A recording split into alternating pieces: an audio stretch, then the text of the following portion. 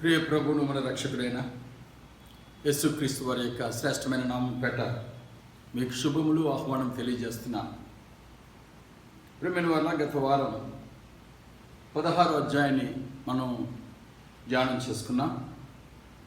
16వ అధ్యాయం ప్రత్యేకంగా దేవుని యొక్క కోపంతో నింపబడి ఉన్నటువంటి పాత్రలు కుమ్మరించబడుట అనే విషయాన్ని మనం ధ్యానం చేసుకున్నాం. ఆ 7 పాత్రలను 7 దేవుని దూతలు ఆయా స్థలాల్లో అవి కుమ్మరించినట్టుగా మనం ధ్యానం చేసుకున్నాం. మొదటి దూత తన పాత్రను భూమిపైన కుమ్మరించింది. అందువలన క్రూర మృగం యొక్క అంటే అబద్ధ క్రీస్తు యొక్క ముద్ర కలిగిన వారికి చెడ్డ పుండ్లు పుట్టినట్టుగా మనం ధ్యానం చేసుకున్నాం. రెండవ దూత తన పాత్రను సముద్రం మీద కుమ్మరించినప్పుడు సముద్రం యొక్క నీళ్ళన్నీ కూడా పీనుగు రక్తంగా మారిపోయినట్టుగా మనం గమనించాం.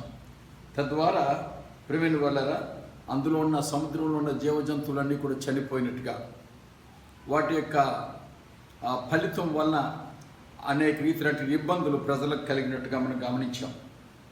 మూడో దూత తన పాత్రను జీవ నదులపైన జీవ జలధారలపైన కుమ్మరించినప్పుడు ఆ త్రాగే నీరంతా కూడా రక్తముగా మారిన వల్ల నీళ్లు దొరకక ప్రజలు బహుగా ఇబ్బందులు పాలైనట్టుగా మనం గమనించాం.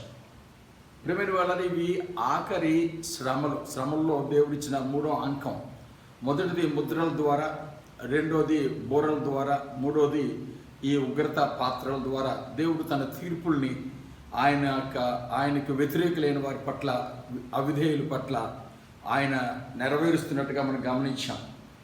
అంతేకాదు ఈ కార్యములన్నింటినీ గమనించిన వారు తెలుసుకున్న విషయం ఏంటంటే ఆయన సర్వాధికారి అని, ఆయన న్యాయవంతుడు, సత్యవంతుడు అన్న సంగతిని కూడా బాహాటంగా ప్రకటించబడినట్టుగా మనం గమనించాం.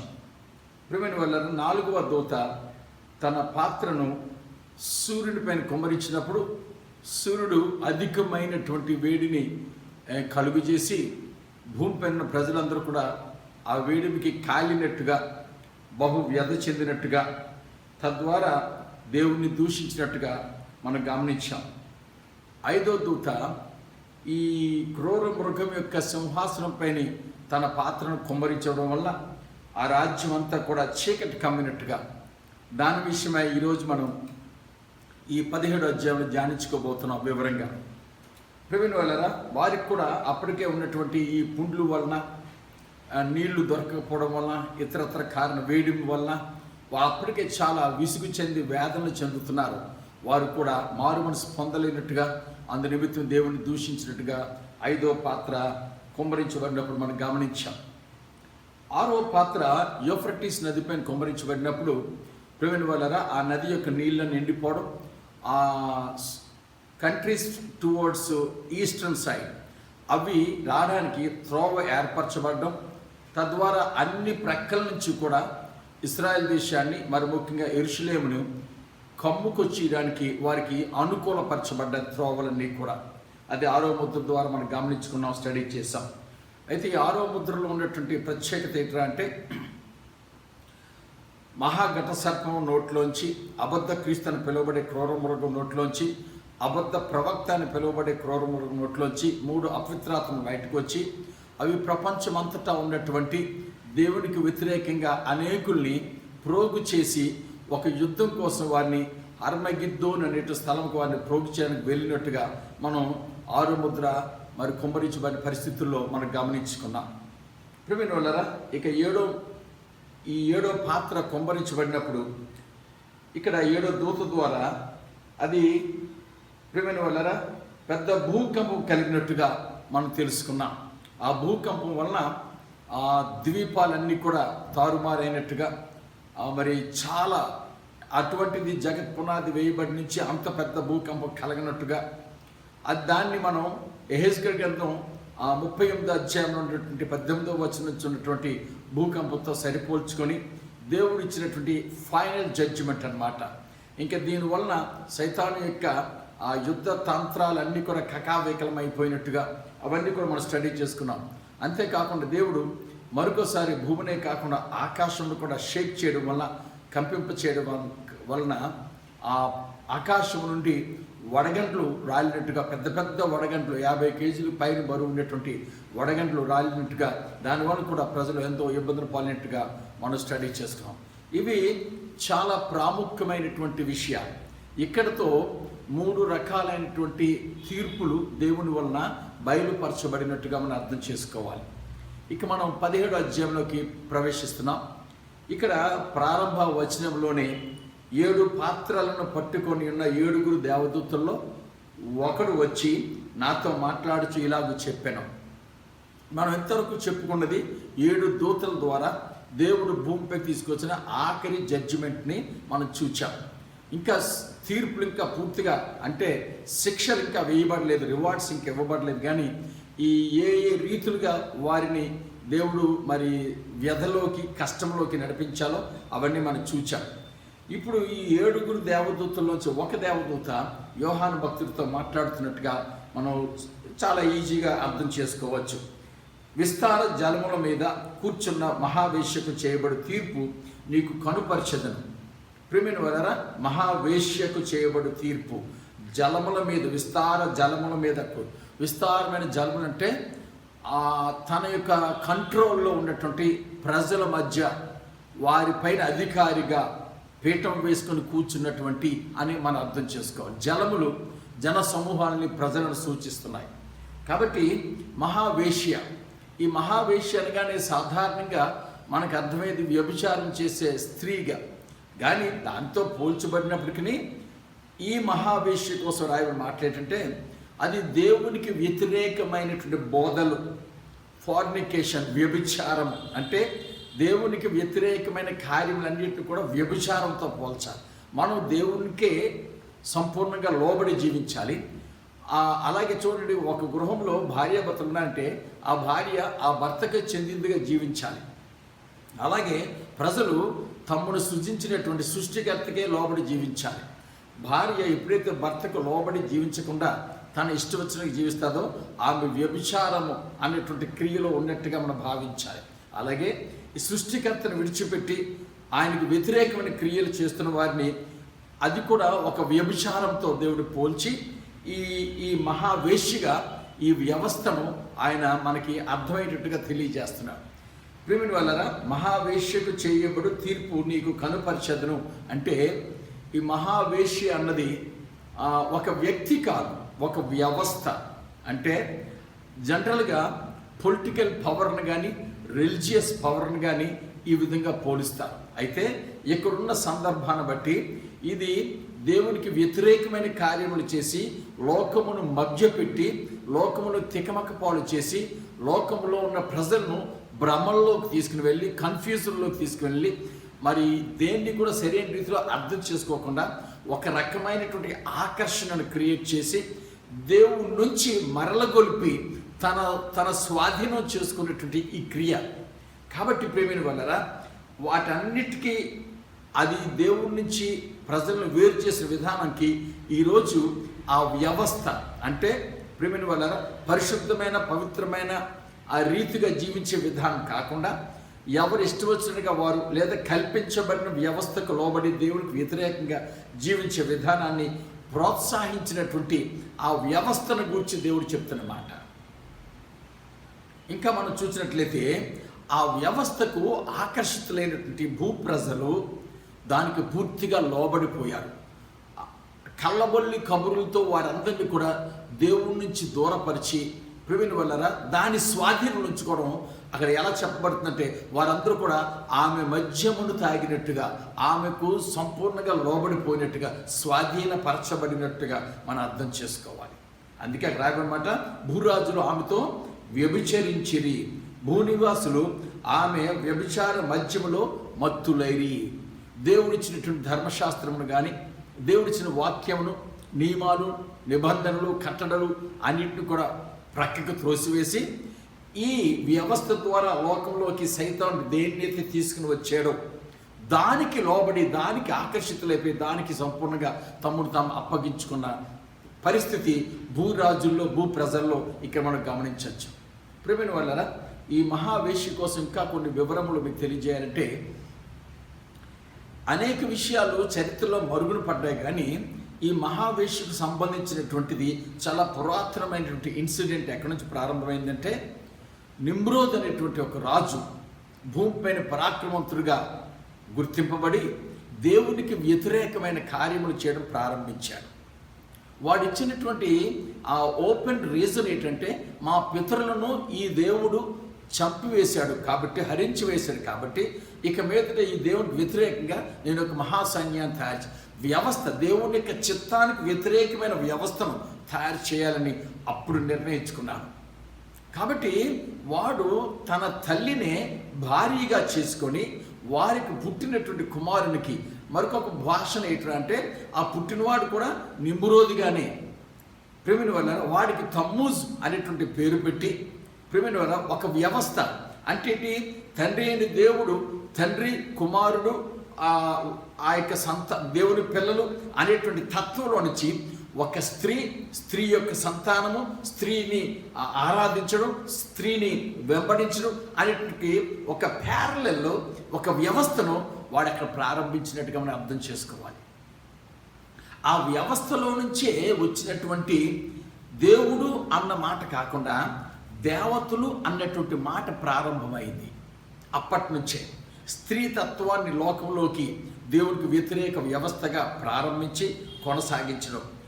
ఇక్కడ మనం గమనించినట్లయితే దేవతలుగా పిలువబడిన వారు అషేరా లేదా బాల్, అస్తారోత్, బాల్ బెల్జెబుల్, అలాగే ఖిమోష్, దాగోన్, హదాద్, మర్దు, మల్కోని, మొలేక్, క్వీన్ ఆఫ్ హెవెన్స్, తమ్మూజ్, అలాగే నిమ్రోద్ ద్వారా వచ్చినటువంటి ఇంకా ఇతర దేవతలు, ఈ సిమ్రాన్, ప్రిమిన్ వల్ల ఇవన్నీ కూడా ఈ రోజులు కూడా ఆ రోజులు ప్రారంభించబడి కొనసాగుతూనే ఉన్నాయి.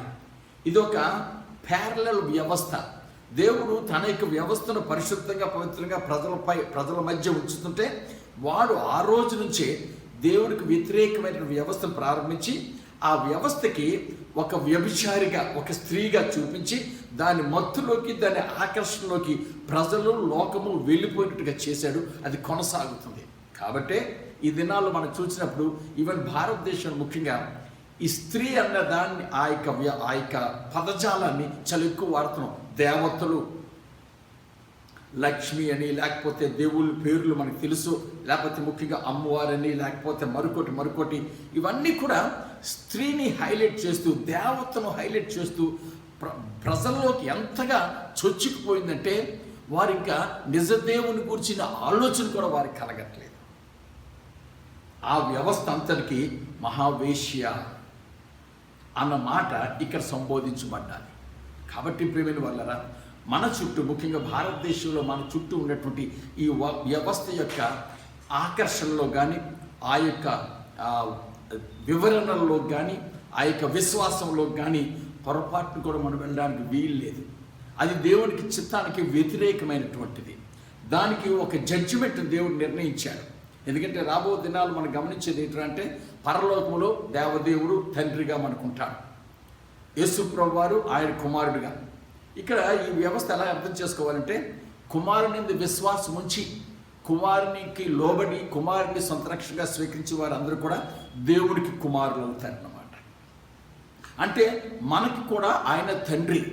ఇంకా తండ్రి కుమారుల వ్యవస్థే, ఆ పద్ధతే, ఆ యొక్క సిస్టమే ఉంటుంది తప్ప స్త్రీ అన్నటువంటి ఆ తత్వం కానీ, బిడ్డలు పుట్టడం కానీ, పెండ్లికి ఇవ్వబడడం, పెండ్లు పుచ్చుకోవడం కానీ, ఇదేది కూడా ఇంకా పరలోకంలో మనకు కనిపించదు. అది భూమిపైన మాత్రమే ఉండేది. దాన్ని దేవుడు స్థిరపరిచి, ముఖ్యంగా తండ్రి కుమారులు అనేటువంటి సంబంధాన్ని భూమిపైన స్థిరపరిచి మనల్ని ఆయనకి సొంత బిడ్డలుగా స్వీకరిస్తున్నాడు. ఇది మనం అర్థం చేసుకోవాలి.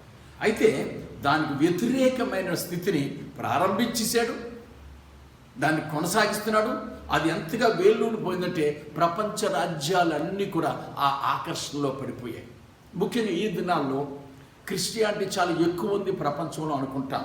నిజానికి తక్కువే. కారణం ఏంటంటే ప్రొటెస్టిజం అంటే తండ్రి అయిన దేవుణ్ణి, కుమారుణ్ణి, పరిశుద్ధాత్మని సంపూర్ణంగా స్వీకరించి వారిని వెంబడిస్తూ వారిని ప్రేమిస్తున్న ఒక జనసంఖ్య అంటే ప్రొటెస్టిజం దగ్గర దాన్ని మించినటువంటి స్ట్రెంగ్త్ ఏది అంటే స్త్రీ వ్యవస్థకు ప్రాధాన్యత ఇచ్చి ఫ్లెక్సిబుల్ రూల్స్తో, అంటే ధర్మశాస్త్రమే కాకుండా పర్వాలేదు, ఇలా చేసినా పర్వాలేదు, విగ్రహాలకు లోబడినా పర్వాలేదు, పూజలు చేసినా పర్వాలేదు, తలనీలాలు అర్పించినా పర్వాలేదు అన్న వ్యవస్థను ఈ క్రిస్టియానిటీ అనే ముసుగులో ప్రియమైన వాళ్ళరా రోమన్ క్యాథలిజం ప్రవేశపెట్టింది. కాబట్టి అదే ఒక విధంగా చెప్పాలంటే ఈ దినాల్లో ఉన్నటువంటి స్ట్రాంగెస్ట్ కన్ఫ్యూజన్ సిస్టమ్ అన్నమాట. అది కూడా మహావేశ్యతో మనం పోల్చి చూడవచ్చు అన్నమాట.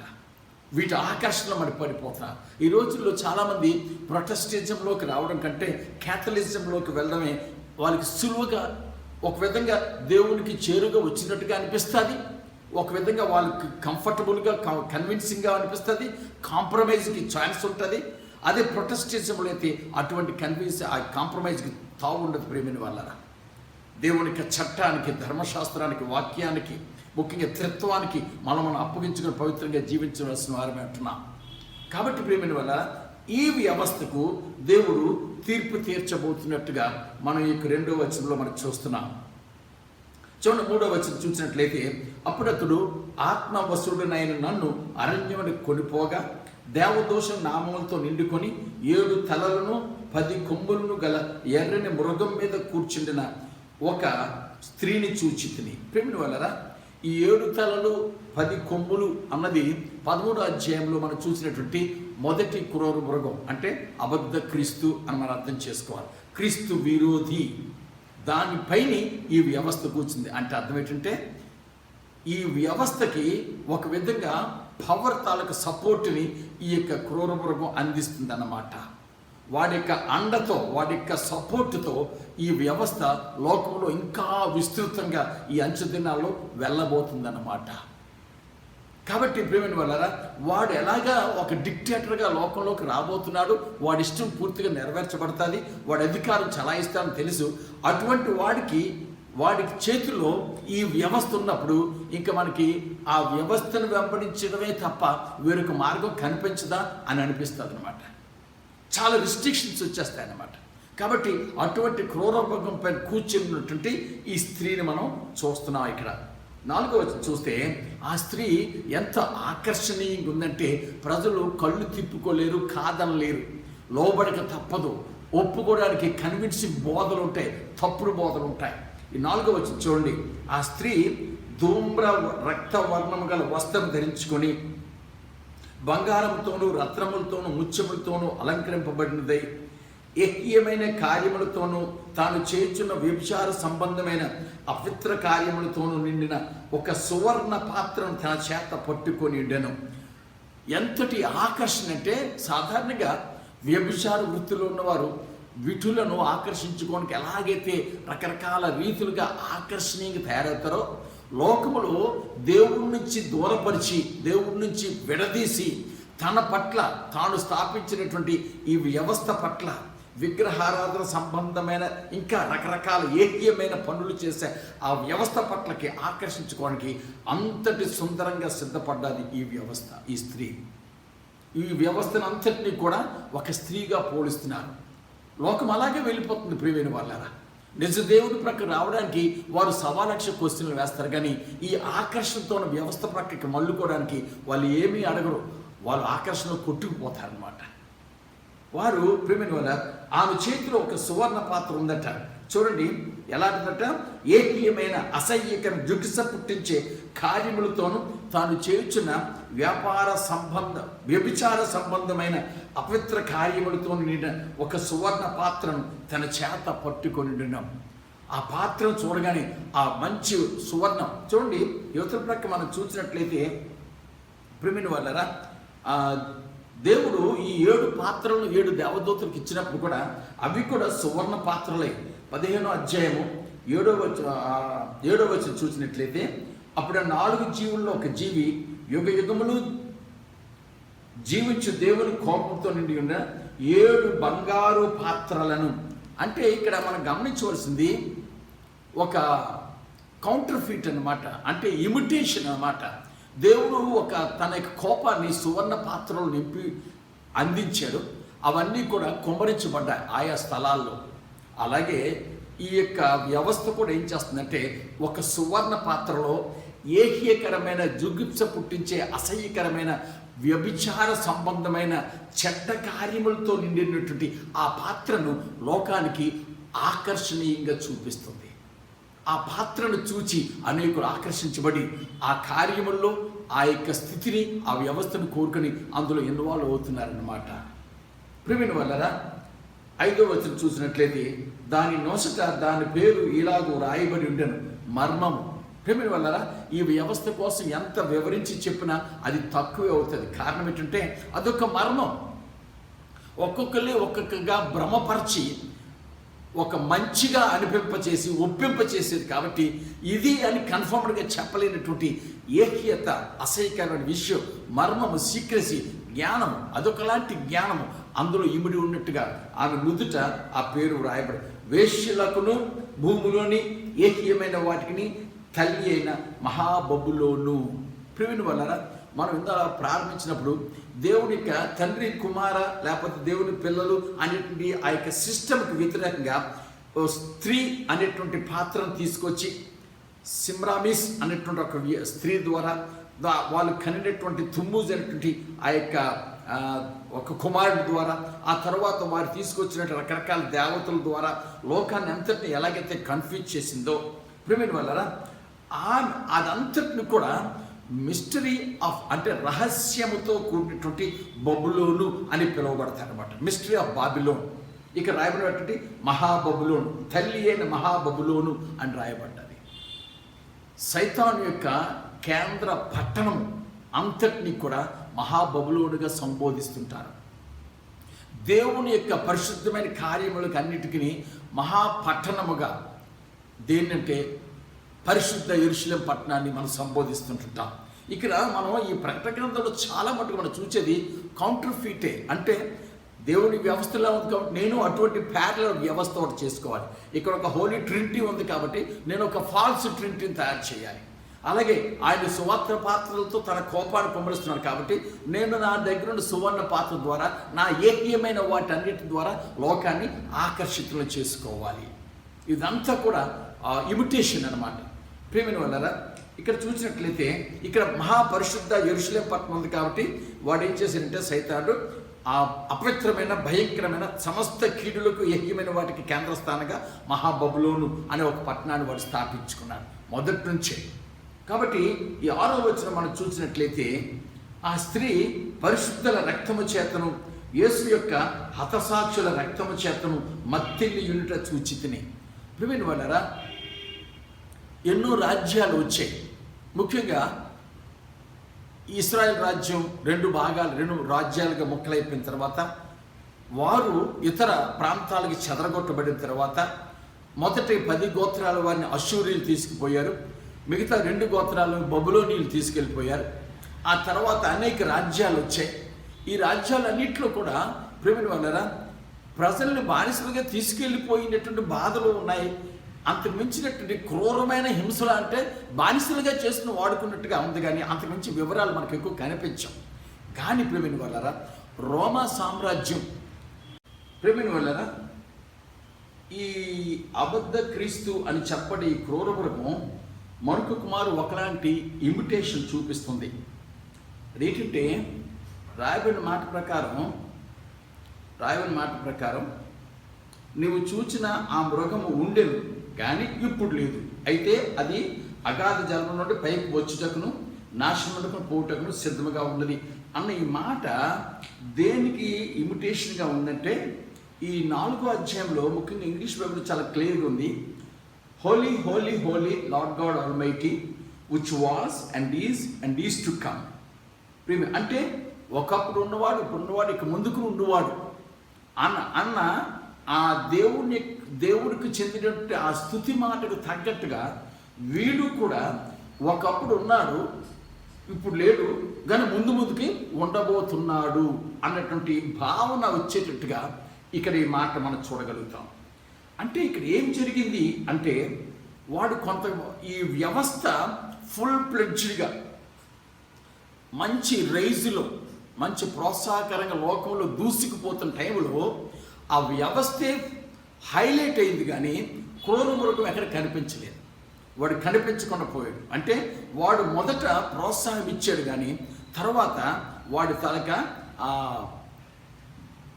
ప్రెజెన్స్ ఎక్కడ కూడా కనిపించలేదన్నమాట. ప్రియుని వల్లరా వాడట తిరిగి అయితే వాడు ఎక్కడికి వెళ్ళిపోయాడు? ఇక్కడ బైబిల్ చూపిస్తున్న మాట ఏంటంటే, అది అగాధ జలములలో నుండి పైకి వచ్చుటకును నాశనమునకు పోవుటకును సిద్ధం. అంటే ఎబ్బీసీలోకి అనమాట, అంటే బాటమ్లెస్ పిట్లోకి వెళ్ళిపోయింది అన్నమాట. మనం ఒక దగ్గర రాబో దినాల్లో మనం చూస్తాం 20వ అధ్యాయంలో, అక్కడ అపవాదిని బాటమ్లెస్ పిట్లో బంధించినట్టుగా, అలాగే బాటమ్లెస్ దాంతో పాటు కూడా ఈ యొక్క మొదటి క్రూర మృగం అబద్ధ క్రీస్తు కానీ, రెండో క్రూర మృగం అబద్ధ ప్రవక్త, వీరు కూడా వారి కోసం స్పష్టంగా లేకపోయినా వారు కూడా ఈ యొక్క బాటమ్లెస్ పిట్ అగాధంలోకి వెళ్ళిపోతారని తెలియజేస్తుంది. అంటే ప్రియమైన వాళ్ళారా, ఈ వ్యవస్థ తాలూకా స్థితి ఎంతగా లోకంలో విస్తరిస్తుందంటే, ఇంకా క్రూర మృగంలో వాళ్ళు మొదట్లో వీటిని ప్రోత్సహించి విడిచిపెట్టేశారు. అది ప్రపంచం అంతటికి వ్యాపించి దాని ఆ స్వాధీనంలోకి భూప్రజల్ని భూరాజుల్ని తీసుకున్నట్టుగా మనం అర్థం చేసుకోవాలి. కాబట్టి ప్రియమైన వాళ్ళారా, కానీ దీన్ని చూసినటువంటి చూడండి, భూనివాసుల్లో జగతోత్పత్తి మొదలుకొని జీవగ్రంథమందు ఎవరి పేరు వ్రాయబడలేదో వారు ఏమనుకుంటారట, ఆ మృగం ఉండిన కానీ ఇప్పుడు లేదు, అయితే ముందుకు వచ్చిన సంగతి తెలుసుకొని ఆశ్చర్యపడదు. డిక్టేటర్ అన్నవాడు ఆ 3.5 సంవత్సరాలు, గతంలో చెప్పుకున్నాం 7 సంవత్సరాలు ఒక అగ్రిమెంట్కి వస్తాడు ఇస్రాయల్ దేశంతో. వాడు మొదటి 3.5 సంవత్సరాల్లో చాలా ఫ్రెండ్లీగా, చాలా సపోర్టివ్గా, చాలా ఓపెన్గా, ఆకర్షణీయంగా ఉండి అక్కడ దేవుని దేవాలయం యెరూషలేములో కట్టబడడానికి వాడు ఇండైరెక్ట్గా వాడి యొక్క ప్రెజెన్స్ చూపిస్తాడు, అంటే మద్దతు పలికినట్టుగా. అయితే ఆ 3.5 సంవత్సరాల కాలం తర్వాత వాడు తన అసలు రంగం చూపిస్తాడు. ఈ లోపుని వాడికి ఈ ఖడ్గమృగం తాలూకా ఈ వ్యవస్థ ఏదైతే ఉందో ఆ వ్యవస్థ పైకి వస్తుంది, కానీ ఖడ్గమృగం తాలూకా ప్రెజెన్స్ కానీ ఇన్వాల్వ్మెంట్ కానీ పైకి కనిపించదు అన్నమాట. అదే మనకి దాన్ని స్పష్టంగా గమనించాలి, అర్థం చేసుకోవాలి. వాడు లేనట్టుగా కనిపిస్తాడు, కానీ సడన్గా మళ్ళా వస్తాడు అన్నది ఇక్కడ తెలియజేయబడుతుంది అన్నమాట. చాలా తికమకగా ఉంటుంది. కానీ ప్రియమైన వాళ్ళరా, వాడు ఆ వ్యవస్థ కలిసి ప్రారంభించి ప్రజలను దేవుడి నుంచి దూరంగా తీసుకెళ్ళిపోవడం అన్నది జరిగే పని అన్నమాట. ఆ తర్వాత కొన్నాళ్ళ వరకు ఆ ఖడ్గమృగం తాలూకా పాత్ర పైకి స్పష్టంగా కనబడకపోయినా తిరిగి అది వస్తాది అని తెలుసుకున్నటువంటి భూనివాసులు ఆశ్చర్యచకితులైనట్టుగా బైబిల్ తెలియజేస్తుంది. భూనివాసుల్లో జగతోత్పత్తి మొదలుకొని జీవగ్రంథం అది ఎవరి పేరు వ్రాయబడలేదో వారు. ప్రియమైన వాళ్ళరా, ఎవరికి ఆశ్చర్యం కలుగుతుంది? ఎవరైతే ఆ భూమిపైని విడిచిపెట్టబడ్డారో, దేవుని యొక్క ప్రత్యక్షతలో ఎవరైతే ఎత్తబడలేదో, ఎవరైతే భూమిపైని ఆ యొక్క క్రూర మృగం యొక్క ముద్రను వేయించుకొని లోపల ఉండిపోయారు, వారికి ఆశ్చర్యం కలుగుతుంది. మనం అక్కడికి ఉండం. ప్రియమైన వాళ్ళరా, దేవుని విశ్వాసం ఉంచి దేవుని ప్రేమించి ఆయన కొరకు ఎదురు చూసినట్టు వారు అప్పటికే ప్రత్యక్షతలో ఎత్తబడతారనమాట. మిగిలిపోయిన వారికి అది ఆశ్చర్యం కల్పించే కార్యాలు చేస్తుంటారన్నమాట. కాబట్టి ప్రియమైన వాళ్ళరా, 9వ వచనం చూసినట్లయితే ఇందులో జ్ఞానము గల మనస్సు కనబడవు. ఆ 7 తలలు ఆ స్త్రీ కూర్చున్న 7 కొండలు. ప్రియమైన వాళ్ళరా, 7 తలలు 7 రాజుల్ని సూచిస్తుంటాయి, అలాగే 7 కొండల్ని కూడా సూచిస్తుంటాయి. 7 కొండలు అనగానే సాధారణంగా మన భారతదేశంలో 7 కొండలకు సంబంధించినటువంటి ఆ యొక్క వ్యవస్థ మనకు తెలుసు. కానీ ముఖ్యంగా ప్రపంచానికి భారతదేశం కోసం పెద్ద ప్రాముఖ్యత ఇవ్వరు, కానీ ప్రపంచానికి 7 కొండలు అనగానే రోమ్ పట్నం మరి జ్ఞాపకం వస్తుంది అనమాట. 7 కొండలపై కట్టబడినటువంటి ఆ వ్యవస్థ. కాబట్టి అందరూ కూడా అటుపక్క చూస్తారు. ఒక విధంగా చెప్పాలంటే రాబో దినాల్లో ఏ ఇజము కూడా పైకి అంత పెద్ద పేరు ప్రఖ్యాతులు హెచ్చించబడదు, కానీ పేరు ప్రఖ్యాతులు సంపాదించుకోదు. కానీ క్యాథలిజం, రోమన్ సామ్రాజ్య సంబంధించినటువంటి ఈ వ్యవస్థ అక్కడ ఉన్నటువంటి ఆ 7 కొండల పైని తిష్ట వేసి కూర్చుంటుంది అన్నటువంటి విషయాన్ని చెప్పక చెబుతున్నట్టుగా మనం అర్థం చేసుకోవాలి. 7 కొండలు అనగానే రోమ్ పట్టణం 7 కొండలపైన కట్టబడింది. కాబట్టి ఆ వ్యవస్థ అది ఇంటర్నేషనల్గా బాగా ప్రాపగండలో ఉన్నటువంటి, ప్రపంచంలో వ్యాప్తి చెందినటువంటి విషయం అన్నమాట. కాబట్టి ప్రియమైన వాళ్ళ, ఇది ఒక జ్ఞానంతో కూడింది. ఇది అని చెప్పి కంక్లూజివ్గా చెప్పడానికి ఏమీ లేదు, కానీ ప్రాబబిలిటీ మాత్రం ఎక్కువ. దానికి సంబంధించిన ఈ వ్యవస్థకి కూడా మూల స్థలము లేకపోతే మూల కేంద్రం అదే అయ్యుంటుంది, రోమా సామ్రాజ్యం సంబంధించింది అన్నది మనం గమనించవచ్చు. మరియు 7 రాజులు కలరు. 7 కొండలని చెప్పారు, మనం అనుకున్నట్టుగా 7 రాజులు కలరు. 5 కూలిపోయి, ఒకడున్నాడు, కనవవాడు ఇంకనూ రాలేదు, వచ్చినప్పుడు అది కొంచెం కాలం ఉండవని. ప్రేమిన వాళ్ళరా, 7 తలలు 7 రాజుల్ని సూచిస్తుంది. ఆ 7 రాజులు ఎవరు అంటే, మనం ఒకసారి చరిత్రలోకి వెళ్ళాలి. ఇందాక మనం చెప్పుకున్నదే. ఆ 7 రాజుల మొదటి రాజుగా ఐగుప్తీయులను జ్ఞాపం చేసుకోవాలి. ఇశ్రాయేల్ వారి పైకి దండయాత్రకు వచ్చి వారిని స్వాధీనం చేసుకున్న వారు మొట్టమొదటి వారు ఎవరు అంటే ఐగుప్తీయులు. ఐగుప్తు తర్వాత అష్షూరీయులు, అష్షూరీయుల తర్వాత బబులోనీయులు, బబులోనీయుల తర్వాత మాదియా పర్షియా సామ్రాజ్యం, ఆ తర్వాత గ్రీసు అంటే అలెగ్జాండర్, గ్రీకులు అనమాట. ఈ 5 రాజులు వచ్చి పోయినట్టుగా బైబిల్ తెలియజేస్తుంది. చూడండి, మరియు 7 రాజులు కలరు, 5 కూలిపోయి అంటే 5 రాజ్యాలు అయిపోయాయి. ఒకడు ఉన్నాడు అంటే వాడు రోమా సామ్రాజ్యం. కడమవాడు ఇంకనూ రాలేదు అంటే మోడ్రన్, అంటే ఈ దినాలు, అది ఆ రోజుల్లో యేసుప్రభు వారి దినాల్లో ఉన్న రోమా సామ్రాజ్యం కోసం 6వ వాడిగా చూపిస్తున్నారు. 7వది మళ్ళీ రాబో దినాల్లో ఈ వ్యవస్థతో పాటు వచ్చే రాజ్యం మోడ్రన్ రోమన్ రూలింగ్ ఒకటి వస్తుంది అనమాట. అంటే వాటికన్ని కేంద్రంగా చేసుకొని పోప్ తాలూకా ఆ ఒత్తిడితో లేదా పోప్ తాలూకా ప్రాబల్యంతో రాబో దినాల్లో ఈ యొక్క అబద్ధ క్రీస్తుతో మద్దతు పలికి ఆ వ్యవస్థతోటి రాబో దినాల్లో రాబోతుందన్నమాట. అందరికీ తెలిసింది, చాలామంది ఏమనుకుంటారు 7 కొండల పేరు ఉన్నది వాటికన్ సిటీ, ఆ రోమా సామ్రాజ్యం, కాబట్టి అతనే అబద్ధ క్రీస్తు అన్నట్టుగా. ఏది ఏమైనప్పటికీ రాబో దినాల్లో ఈ క్యాథలిజం తాలూకా వ్యవస్థకు సంబంధించినటువంటి ఇన్ఫ్లుయెన్స్ ప్రజలపై చాలా ఎక్కువగా ఉంటుంది. ఎందుకంటే ఆ వ్యవస్థలో చాలా కాంప్రమైజెస్, అడ్జస్ట్మెంట్స్, లేకపోతే సర్దుపుచ్చుకునేవి, పర్వాలేదులే అనిపించే ఆ యొక్క కొన్ని నియమాలు ఉంటాయి. కాబట్టి అందరూ కూడా అటుపక్క ఆ వ్యవస్థకి ఆకర్షితులు అవుతారు. 5 రాజులు వచ్చి వెళ్ళిపోయారు. 6వది మొన్నటి వరకు ఉంది, అది యేసయ్య దినాలు రోమా సామ్రాజ్యం. 7వది రాబోతుంది. అది వచ్చిన తర్వాత ఏమవుతుందో చూద్దాం. చూడండి, కడమవాడు ఇంకనూ రాలేదు, వచ్చినప్పుడు అతను కొంచెం కాలం ఉండవలను. అంటే అది ఎప్పుడు వస్తుందంటే ఈ అబద్ధ క్రీస్తు యొక్క 7 ఏళ్ల పరిపాలన సమయంలో రావచ్చు. వాడు ఉన్న కొద్ది కాలం తర్వాత, అంటే మోడ్రన్ రోమన్ క్యాథలిజం తాలూకా ఆ యొక్క రూలింగ్ వ్యవస్థ వచ్చిన తర్వాత వాడిని పడగొట్టి అబద్ధ క్రీస్తే రాజుగా వస్తాడన్నమాట. వాడు 8వ వాడు. ఆ మాట ఇక్కడ అర్థం చేసుకోవాలి. ఒకడున్నాడు, కర్మవాడు ఇక్కడ రాలేదు, వచ్చినప్పుడు అతను కొంచెం కాలం ఉండవలను. ఉండినది ఇప్పుడు లేనిది అనే ఈ క్రూర మృగము ఆ 7 పాటు ఒకటినై ఉండి తానే 8వ రాజగుచు నాశనమునకు పోవును.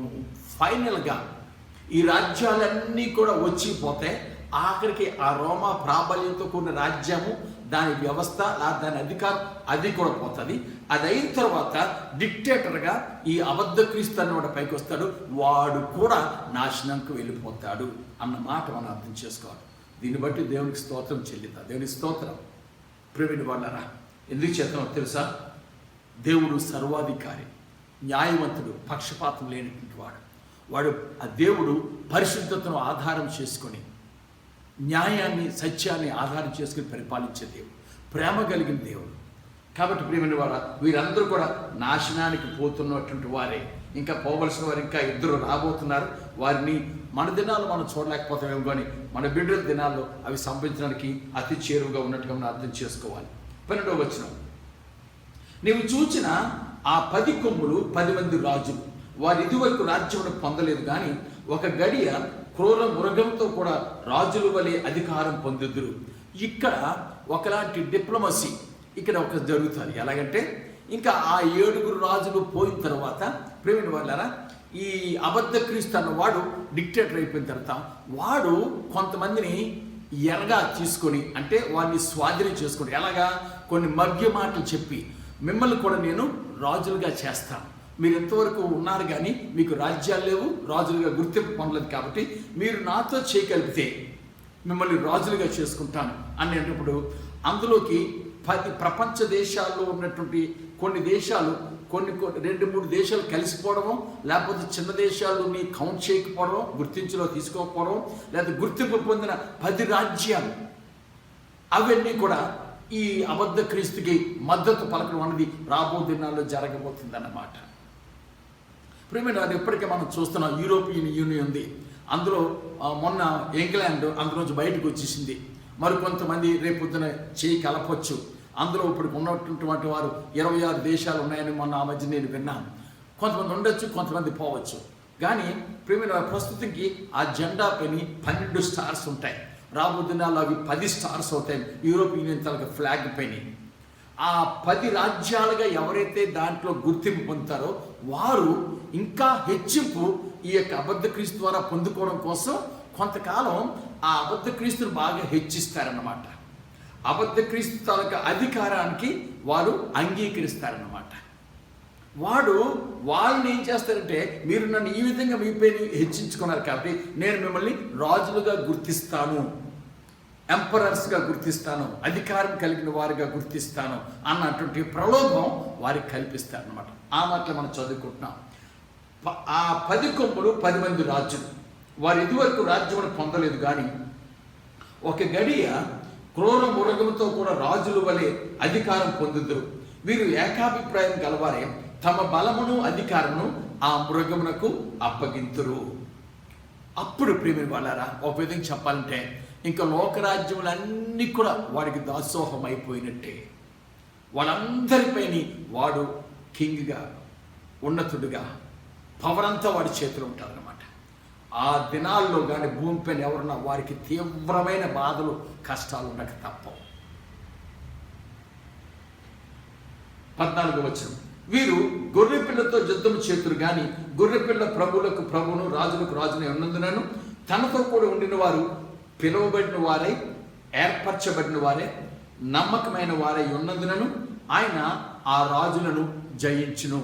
ఇది ఒక విధంగా ఇక్కడ వివరములు ఇవ్వలేదు, కానీ ఇది ఒక ఫైనల్ వార్లో అర్మగెద్దోన్ ప్రాంతంలోకి వచ్చినటువంటి ఆ యుద్ధ సన్నాహాల్లో ఒక భాగంగా మనం అర్థం చేసుకోవాలి. ఇది వేరే యుద్ధం కాదు, ఆ యుద్ధంలోనే ఒక భాగాన్ని ఇక్కడ మనకి రిఫరెన్స్గా దేవుడు మనకి ముందుగానే తెలియజేస్తున్నారు.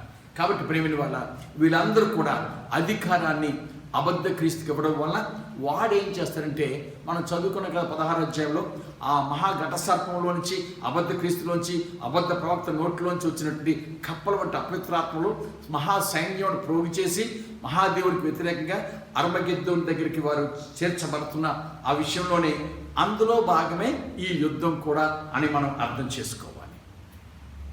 15వ వచనం, మరియు ఆ దూత నాతో ఇలాగ చెప్పాను, ఆ వేశ్య కూర్చున్న చోట నీవు చూచిన జలములు ప్రజలను, జన సమూహములను, జనములను, ఆయా భాషలు మాట్లాడు వారిని సూచించును. ప్రియమైన వాళ్ళ మొదటే మనం చెప్పుకున్నాం, మహావేశ్య ఎక్కడుందండి? విస్తారమైన జలముల మీద కూర్చున్నట్టుగా. జలములు అంటే మనం ఏం చెప్పుకున్నాం? ప్రజలు, జన సమూహములు, జనములు, ఆయా భాషలు అంటే ప్రపంచ రాజ్య ప్రజలందరినీ కూడా వాడు స్వాధీనం చేసుకుంటాడు. ఇంకా భూమిపైన మిగిలిపోయిన వారు అందరూ కూడా, ఒక ఇశ్రాయేలు వారు తప్పించి అందరూ కూడా వాడి స్వాధీనంలోకి వెళ్ళిపోతారు. ఫైనల్గా వాడు యుద్ధం చేసేది కూడా ఈ ప్రపంచంలో ఉన్న ప్రజలందరినీ వాడు స్వాధీనం పెట్టుకొని వాళ్ళందరితో కలిసి ఇశ్రాయేల్ ప్రజలకు వ్యతిరేకంగా వాడు యుద్ధం ప్రారంభిస్తారనమాట. అంటే అప్పటికి క్రైస్తవులుగా దేవుని ప్రియమైన బిడ్డలుగా ఉన్న వారందరూ కూడా ఎత్తబడతారు. మిగిలిపోయినటువంటి ఇశ్రాయేలు వారితో వాడు యుద్ధం చేస్తాడు. ఇశ్రాయేలు వారి పక్షంగా దేవుడు దిగి వచ్చి వీడితో ఆ యొక్క తన దూతలను పంపించి యుద్ధమాడడం, లేదా పరలోకం నుంచి అగ్నిని పంపించి యుద్ధమాడినట్టుగా మనం ఇప్పటికే ధ్యానం చేసుకున్నాం. కాబట్టి ప్రియమైన వాళ్ళారా, వీరందరూ కూడా ఆ యొక్క వేశ్య యొక్క ప్రాబల్యంలో లేదా ఇన్ఫ్లుయెన్స్లో వారు ఉన్నట్టుగా మనం అర్థం చేసుకోవాలి.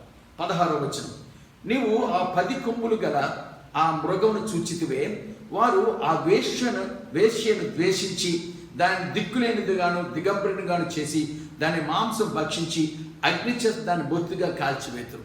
మనం చూడండి, ఇక్కడ ఉన్నటువంటి 6వ వచనం నుంచి క్రూర మృగం కోసం మాట్లాడుకున్నాం. దానికి ముందుని మహావేశ్య కోసం మాట్లాడుకున్నాం.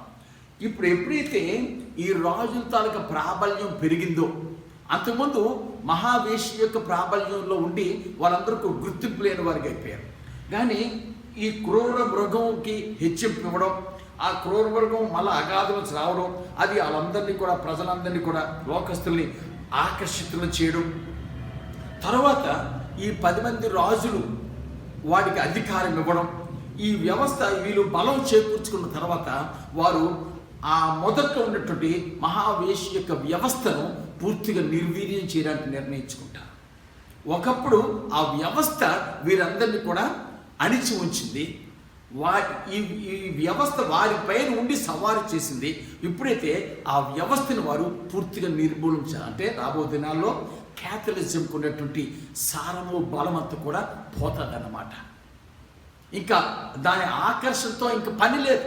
ఎందుకంటే సంఘం అప్పటికే ఎత్తబడిపోతుంది. కాబట్టి మిగతా వాళ్ళందరూ కూడా ఈ యొక్క 10 మంది రాజుల స్వాధీనంలోకి, అబద్ధ క్రీస్తు యొక్క స్వాధీనంలోకి వచ్చేస్తారు. కాబట్టి ఇంకా వ్యవస్థతో పని లేదు. కారణం ఏంటంటే ఈ అబద్ధ క్రీస్తు అన్నవాడే తానే ఒక దేవుడుగా తాను డిక్లేర్ చేసుకుంటాడు. కాబట్టి ఎటు చూసిన ప్రపంచమంతా వాడి తాలూకు విగ్రహాలను పెట్టి దానికే సాగిలపడమని చెప్తారు. కాబట్టి ఇంకా అంతవరకు ఉన్నటువంటి ఆ వ్యవస్థ యొక్క అవసరత భూమిపై లేదు. కాబట్టి ఈ 10 మంది రాజులు అలాగే ఈ అబద్ధ క్రీస్తు వీళ్ళందరూ కలిసి అంతవరకు మహావేశ్యగా ఉన్నటువంటి ఆ వ్యవస్థను నిర్వీర్యం చేసేస్తారు. ఇది చాలా క్లిష్టతరంగా అర్థం చేసుకోవడానికి చాలా కష్టంగా ఉంటారు. కానీ ప్రేమిని వల్ల ఇది చాలా గొప్ప రాబో దినాలు జరగబోతున్న సంగతులు. కాబట్టి ప్రేమిని వల్ల మరొకసారి చదువుకుందాం. వారు ఆ వేశ్యను ద్వేషించి దాన్ని దిక్కులేని గాను దిగంబరిని గాను చేసి దాని మాంసం భక్షించి అగ్నిచేత దాన్ని బొత్తిగా ఇంకా లేకుండా నిర్మూలన చేయబడతాదన్నమాట. ఇంకా మహాబబులోను లేదా మహావేశ్య ఆ ఆకర్షణ, ఇటువంటి ప్రలోభాలు పెట్టే వ్యవస్థ అంతకు సమూల నాశనం అయిపోతుంది, కాల్చివేయబడతారు, బూడిదిగా మార్చివేయబడతారు. ఎవరి వలన? అబద్ధ క్రీస్తు వలనే. ఒకప్పుడు వాడే ఆ వ్యవస్థకి సపోర్ట్ ఇచ్చాడు, వాడిపైన కూర్చొని ఆ వ్యవస్థ సవారీ చేసింది. కానీ ఇప్పుడైతే ఈ 10 మంది రాజులు ఈ అబద్ధ క్రీస్తుకి ఎప్పుడైతే అధికారం ఇచ్చారో వాడు పైకి వచ్చి తాను దేవుడిగా డిక్లేర్ చేసుకున్నాడు. కాబట్టి ఇంక ఏ వ్యవస్థ వారి ఎదుట ఉండకూడదు. కాబట్టి ఈ 10 మంది రాజులతో కలిపి ఆ వ్యవస్థను నాశనం చేయడం జరిగింది. ప్రేమిని వల్లరా 17వ వచనం చూద్దాం. దేవుని మాటలు నెరవేరు వరకు వారు ఏకాభిప్రాయం గలవారే తమ రాజ్యమును ఆ మృగమునకు అప్పగించడం వలన తన సంకల్పం కొనసాగించినట్లు దేవుడు వారికి బుద్ధి పుట్టించాను. లోకం ఏమనుకుంటుందంటే ఈ సంగతులన్నీ కూడా అబద్ధ క్రీస్తు యొక్క ఇన్ఫ్లుయెన్స్ వల్ల జరిగిపోతున్నాయి అనుకుంటారు. కానీ దేవుడు దానికి కూడా కొంత టైం ఇచ్చాడు. కానీ ప్రేమిని ఒక ప్రక్క దేవుడు భూమిపైని అలాగే పరలోకంలో కూడా తన చిత్తం నెరవేర్చుకోవడానికి వారికి కొంత అవకాశం ఇచ్చినట్టుగానే మనం భావించాలి. దేవుడు తలుచుకుంటే ప్రేమిని వాడు దీనికి సొల్యూషన్ ఎప్పుడో వచ్చేసింది. కానీ ఆయన వాడు ప్రగల్భాలు పలుకుతాడు కదా, నాకు కానీ అవకాశం ఉంటేనా, నాకు కానీ ఒక ఛాన్స్ ఇచ్చి ఉంటేనా నేను దేవుడిని ఎలా చేసిద్దును అన్నాడు. కాబట్టి వాడు ఇప్పటికే తాను దేవుడిగా డిక్లేర్ చేసుకున్నప్పటికీ వాడు చేయగలిగింది ఏమి ఉండదు. ఆ తరువాత ఇంకా వాడు అనుకుంటాడు నన్ను మించిన వాడు లేడు, నేనే ఈ లోకానికి అధిపతిని అనుకుంటాడు. కానీ పరలోకంలోంచి దేవుడు అప్పుడు తన యొక్క ప్రణాళికలు మరొక మారు వీరందరి పట్ల నెరవేర్చడం ద్వారా వీళ్ళందరూ కూడా ఎక్కడ పోతారు? నాశనమునికి పోయినట్టుగా మనం ఇప్పటికీ చదువుకున్నాం. అంతకుముందు వచ్చిన రాజులందరూ నాశనం పోయారు. 6వ వాడు వరకు నాశనం పోయారు. 7వ వాడు రాబోతున్నాడు. 7వ వాడు తర్వాత 8వ వాడుగా ఈ అబద్ధ క్రీస్తు రాబోతున్నాడు. వీళ్ళందరూ కూడా నాశనంకి వెళ్ళిపోతారు. ఇంకా ఆ తర్వాత ప్రేమిని వాళ్ళ వీళ్ళందరూ నాశనానికి పంపించేసిన తర్వాత లోకంలో ఎప్పటికీ నేను స్థిరంగా మహారాజుగా దేవుడు సర్వాధికారిగా ఉండబోతున్నాడు, రూల్ చేయబోతున్నాడు. గమనించండి ప్రేమను. మరియు నీవు చూచిన ఆ స్త్రీ భూరాజులు లేరు ఆ మహాపట్టణమే.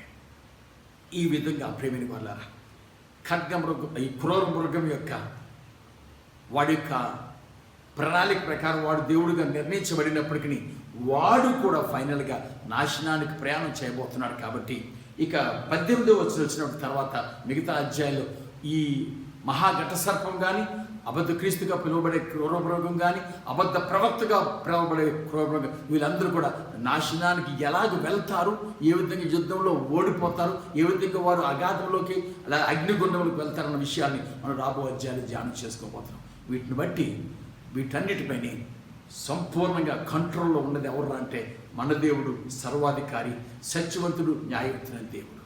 ఆ వాక్య ప్రకారం ఆయనకు లోబడదాం. ఆయన కార్యములు సత్యములను తెలియజేస్తుంది. ఆయన సర్వాధికారం సంగతిని మరొకసారి మన హృదయం విశ్వసించి ఆయనకు మనం అప్పగించుకుందాం. తల వచ్చినట్లయితే ప్రార్థన చేసుకుందాం. మహాపరిశుద్ధుడ, మీకు వందనాలు, మీ ప్రేమకు వందనాలు ప్రభా. సర్వాధికారి, సర్వశక్తిమంతుడు ప్రభా. లోకం అనుకుంటుంది పిల్లి వలె కళ్ళు మూసుకొని పాలుతో ఎవరు చూడలేదు అనుకుంటారు. వాళ్ళు అనుకుంటారు మా ఇష్టం నెరవేర్చబడుతుంది కాబట్టి ఇంకా దేవుడి కంటే మించిన వారు మేము అనుకుంటారు. కానీ దేవా, నీ కాలంలో, నీ సమయంలో నీ వచ్చి వీరందరి పట్ల నాయన నీ ప్రణాళిక ప్రకారం వారిని నాశనం చేసి పరిశుద్ధమైన, సమాధానయుక్తమైన, ఆనందకరమైన, ప్రేమతో నిండినటువంటి, నిషిద్ధమైన, దేనికి కూడా తావు లేనటువంటి ఆ లోకాన్ని, ఆ రాజ్యాన్ని మీరు స్థాపించబోతున్నా. అందుని బట్టి మీకు వందనాలు. ఆ రాజ్యంలోనే మీరుండు స్థలంలో మేము ఉండినట్లుగా దేవా మమ్మల్ని జ్ఞాపకం చేసుకొని స్వీకరించండి. ఇప్పటికే మా పైన మీరు ముద్రించున్నారని విశ్వసిస్తున్నాం. మీకు వందనాలు చెల్లించుకొంచున్నాం. విన్న ప్రతి ఒక్కరిని కూడా మీ ప్రత్యక్షత కొరకు, మీ రాకడ కొరకు సిద్ధపరచమని యేసుక్రీస్తు ప్రభు వారి యొక్క శ్రేష్టమైన నామం ద్వారానే బ్రతిమలాడి వేడుకొంచున్నాం తండ్రి. ఆమేన్. పరమ తండ్రి అయిన దేవుని యొక్క ప్రేమ, ప్రభువును మన రక్షకుడైన యేసుక్రీస్తు వారి యొక్క కృప, పరిశుద్ధాత్మ దేవుని యొక్క అన్యోన్య సహవాసం, ఆదరణ, ఆశీర్వాదం ఈ ప్రసంగం విన్న ప్రతి ఒక్కరికి, ప్రపంచమంతటా ఈ వీడియో ద్వారా విని ఆయన దేవుని మహింపరచడానికి నిర్ణయించిన ప్రతి ఒక్కరికి, ఆయన ప్రత్యక్ష కొరకు సిద్ధపడడానికి మరొకసారి నిర్ణయం చేసుకున్న ప్రతి ఒక్కరికి ఆయన కృప నిత్యము తోడేండి నడిపించిన గాక.